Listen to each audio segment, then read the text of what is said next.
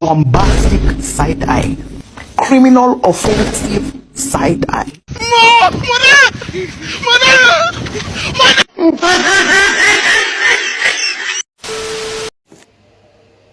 Assalamualaikum warahmatullahi wabarakatuh. Kami dari kelas 11-3. Hari ini kami akan melakukan remedial dengan pembahasan dari bab 1. Perkenalkan, saya Zahra Sata Sembulu. Dan dengan saya Febrianti Rani Hakiki. Dan di sini saya akan menjelaskan tentang The Dark Age. The Dark Age adalah zaman kegelapan di mana bangsa Eropa mengalami krisis ilmu pengetahuan dan akibat doktrin dari gereja dan ahli Katolik absolut. Pada zaman itu, orang-orang Eropa memiliki ketakutan untuk menggunakan jalur laut karena dipenuhi oleh mitos-mitos menakutkan dan masih dipengaruhi oleh pendapat bahwa bumi itu datar, negara tidak terdapat adalah Portugal dan Spanyol. Penaklukan Konstantinopel. Sultan Muhammad Al-Fatih menaklukkan Konstantinopel dan berkuasa di sana. Ia menutup timur ke barat dan menyebabkan harga rempah-rempah menjadi lebih mahal dan langka. Karena hal inilah bangsa Eropa berencana untuk mengambil rempah-rempah langsung dari sumbernya, yaitu Nusantara.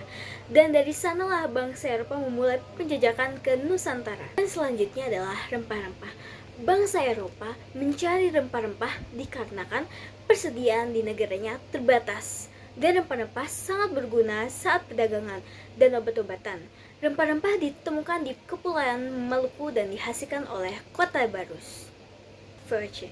Faktor berdirinya VOC adalah persaingan dagang dengan bangsa Eropa lain dan menggabungkan masing-masing perdagangan dan menghindari persaingan tak sehat antar sesama masyarakat Belanda. Faktor berakhirnya adalah karena korupsi dan bangkrut. Konsep monopoli perdagangan adalah VOC, memanam rempah-rempah dari Maluku secara habis-habisan dengan harga yang cukup murah.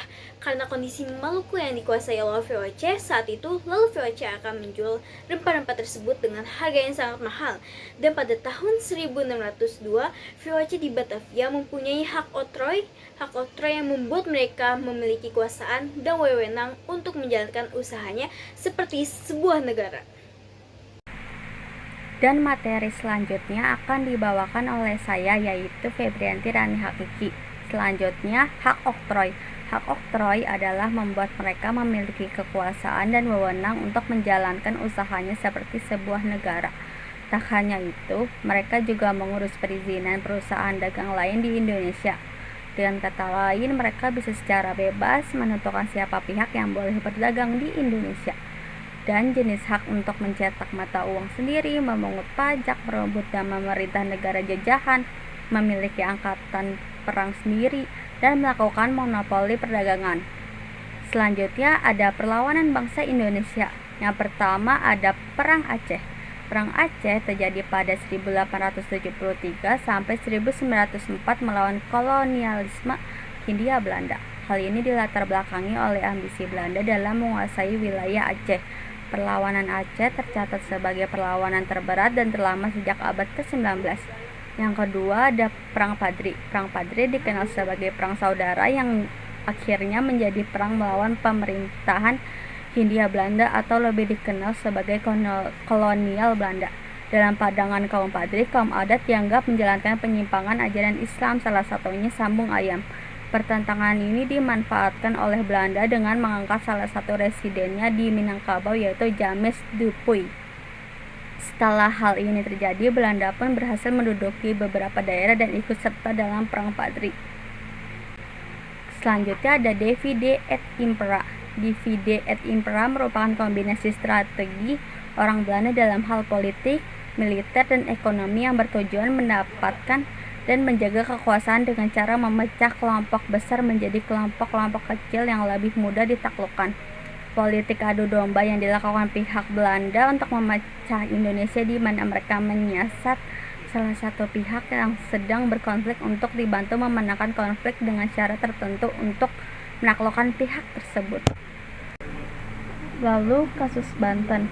Pada 1680 terjadilah perebutan kekuasaan di internal kerajaan. Sultan Ageng Tirtayasa terlibat perebutan kekuasaan dengan putranya bernama Sultan Haji. Perselisihan antara ayah dan anak ini dimanfaatkan VOC dalam memberikan dukungan kepada Sultan Haji. Dalam memperkuat posisinya, Sultan Haji mengirimkan 2 orang dutanya untuk menghadap Raja Inggris di London pada 1682. Hal ini bertujuan agar Sultan Haji mendapat dukungan dan bantuan persenjataan. Sultan Ageng Tirtayasa pun terpaksa mundur dari istana dan melarikan diri ke Tirtayasa. Sejak itu, nama Sultan Ageng dikenal dengan Sultan Ageng Tirtayasa. Tetapi pada 28 Desember 1682 dikisahkan wilayah Tirtayasa berhasil dikuasai oleh Sultan Haji yang mendapat dukungan dari VOC. Dan materi terakhir yaitu ada dampak penjajahan. Pada 1830 diterapkan kultur stelsel di mana bangsa Indonesia dipaksa menanam tanaman yang laku di Belanda atau internasional. Lalu pada 1870 terdapat politik pintu terbuka atau liberal. Saat pribumi sudah teredukasi, mereka mendirikan organisasi yaitu pertama IP atau Indies Party oleh 3 serangka yaitu Dr. Cipto Mangkusumo, Dr. Dovis Diker, dan Ki Hajar Dewantara. Yang kedua ada PNI atau Partai Nasional Indonesia. Yang ketiga ada PKI atau Partai Komunis Indonesia. Dan dampak yang ditimbulkan oleh penjajahan Belanda di Indonesia adalah yang pertama dampak ekonomi, yang kedua urbanisasi dan pertumbuhan kota, yang ketiga dampak sosial dan budaya, yang keempat kesehatan dan higienitas, yang kelima mobilitas sosial, yang keenam muncul sentimen rasial, dan yang ketujuh ada dampak politik. Sekian pembahasan materi remedial, kurang lebihnya mohon dimaafkan. Saya Febrianti Rani Hakiki dan rekan saya Zahra Serlita Sembogo mohon pamit dan undur diri. Wassalamualaikum warahmatullahi wabarakatuh.